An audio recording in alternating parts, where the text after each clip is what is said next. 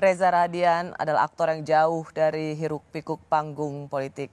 Tapi kehadiran Reza di demo mahasiswa mengawal demokrasi, melawan begal konstitusi 22 Agustus lalu memberi dampak yang besar. Kalau ngelihat pidato-pidato, kalau melihat video-video Reza pidato, lihat diri sendiri pidato gitu, Reza rasanya apa tuh? Aduh, I can't. Nggak bisa, aku kayak oke gitu. Biasanya kalau Arya lagi misalnya play atau apa gitu, aku selalu bilang, udah. Oke, udah. Katanya buah itu tidak jatuh jauh dari pohonnya. Oma Reza itu adalah Ibu Francisca Fangidae. Ibu dari mamanya Reza ya. Seorang pejuang kemerdekaan yang luar biasa, tidak bisa kembali ke Indonesia pada waktu itu. Menurut Reza, darah itu memang mengalir di Reza? Ya, spirit Oma adalah sesuatu yang tentu kami, para cucu-cucu yang dititipkan cerita tentang perjuangan Oma, pastinya ada rasa seperti apa ya, kebanggaan tersendiri gitu melihat perjuangan Oma sebagai seorang wartawan, sebagai seorang pemimpin dari delegasi orang-orang muda yang dikirim oleh Bung Karno waktu itu gitu. Jadi punya nilai historis yang luar biasa gitu buat aku pribadi sebagai cucunya pasti. Jadi apa yang diperjuangkan mungkin ya aku hanya setitik itu, tapi nggak bisa dipungkiri bahwa Oma punya peran besar yang sangat menginspirasi, yang justru membuatku berada di sebuah organisasi selama 9 tahun tadi, itu sedikit banyak dipengaruhi oleh Oma juga nilai-nilai. Pernah nggak berpikir bahwa suatu saat akan masuk partai politik? Kita punya Rano Karno yang setelah Banten kemudian jadi wakil gubernur. Apakah proyeksi Reza Radian juga akan masuk? Kesana? Tidak ada dalam proyeksi saya untuk masuk ke dalam sebuah partai politik hari ini gitu. Tapi saya dengar Reza ditawarin jadi bupati mana? Udah jangan disebut daerahnya. Ditawari jadi seorang bupati, kepala daerah di sebuah daerah, kemudian ditawari menjadi wakil wali kota di sebuah daerah, dan saya mengatakan saya berterima kasih tapi tidak untuk terlibat. Ini baru-baru aja kan? Baru aja. Karena saya merasa wow, prosesnya kok bisa secepat itu, prosesnya kok bisa semudah itu hanya karena mungkin dianggap sedang panas-panasnya kemarin. Lantas nggak ada tuh pertanyaan buat saya, apakah saya ini sebenarnya kredibel atau tidak? Ataukah saya ini mampu atau tidak? Punya knowledge-nya atau tidak? Gitu nggak ada. Langsung bersedia atau tidak dicalonkan. Buat saya itu kayak, wah ini fit and proper test semacam apa ya gitu. Kalau hanya karena popularitas kemudian bisa gitu. Wow, I mean. Reza pasti bisa, komika Marcel aja bisa. I don't want to go that way. Tapi kan masalah let's not go there. Aduh.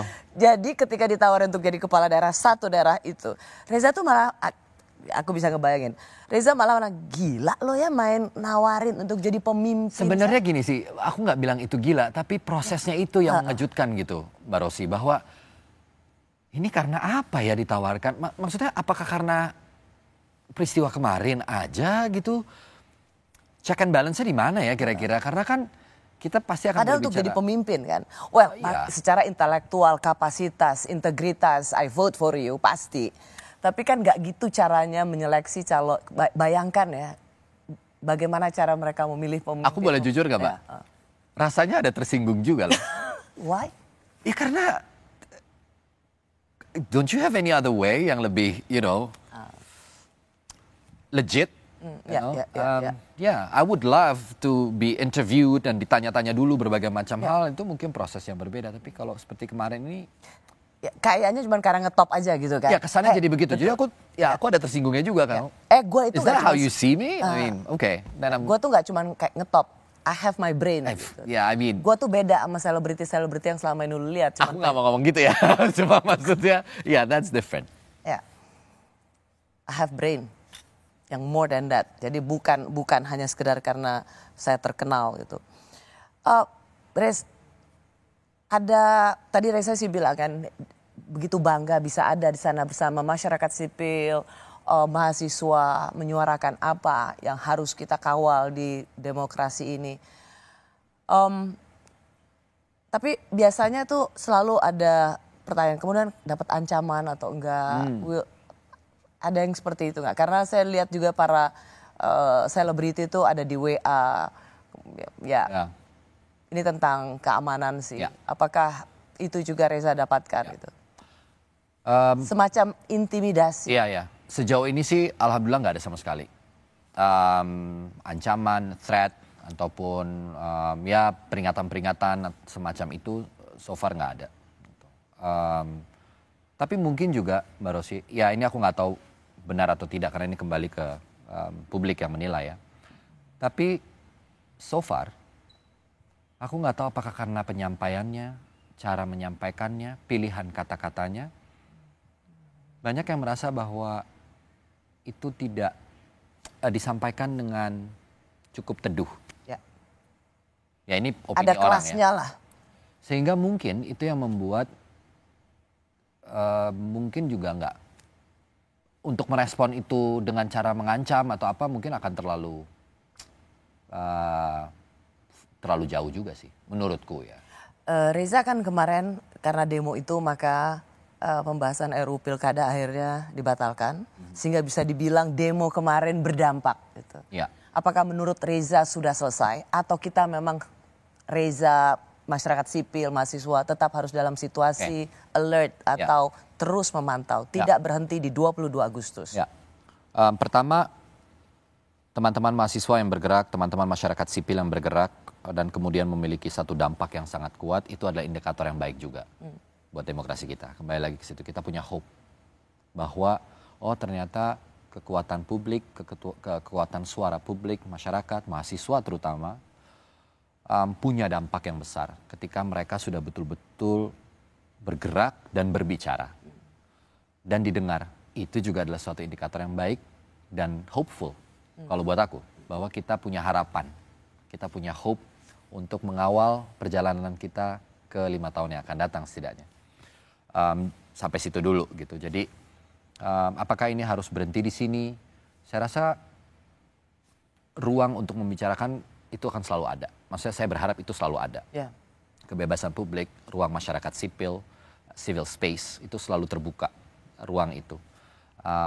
Dan tidak dengan cara-cara yang represif misalnya untuk diintimidasi, untuk ditekan gitu. Karena itu yang mencederai nilai demokrasi kita pada akhirnya kalau itu terjadi. So penampilan Reza di demonstrasi kemarin 22 Agustus apakah yang pertama dan terakhir atau pertama dan akan ada selanjutnya, episode selanjutnya? Aku sih berharap tidak harus ada sesuatu yang kemudian membuat aku merasa harus kembali melakukan sesuatu. Aku akan kembali berkarya, aku akan kembali bekerja di Yapika gitu ya. Jadi kerja-kerjaku di hal-hal yang mungkin sifatnya lebih social dan lain-lain, I will go back to that. Tapi apakah ini yang terakhir? Rasanya sih tidak ya. Ya, mudah-mudahan sih nggak harus ada. Tapi ya aku akan selalu mudah-mudahan menemukan cara-cara yang bisa selalu jauh lebih baik lagi, berkembang terus. As a human being, I have a lot of flaws. Ya, aku juga punya banyak kekurangan dan punya juga kelebihan. Dan bagaimana cara memanfaatkan kelebihan itu dengan cara yang baik dan terhormat, itu yang paling penting. Yeah. So yang pertama dan bukan yang terakhir.